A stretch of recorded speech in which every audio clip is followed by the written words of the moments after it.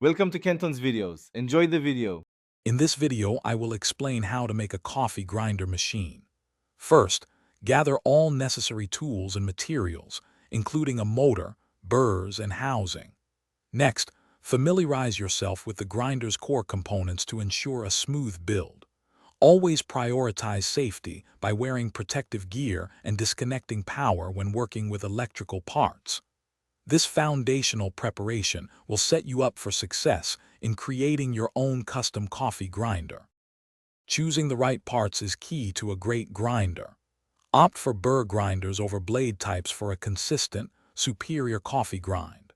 Select a motor with sufficient power, ideally between 150 and 200 watts, to handle coffee beans efficiently. For the housing, consider robust materials such as stainless steel or high-grade plastic to ensure longevity and stability for your machine. Now, let's assemble your grinder.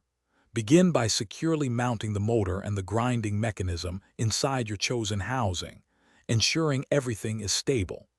Carefully connect all electrical components, paying close attention to proper insulation and wiring to prevent hazards.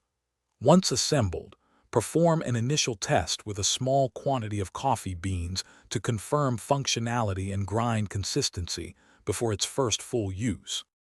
After assembly, it's time for testing and maintenance. Run initial tests to verify consistent grind size and smooth operation across different settings.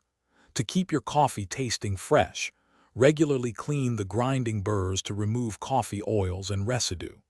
Finally, store your finished grinder in a dry environment to protect its electrical components and ensure it lasts for many years of delicious coffee.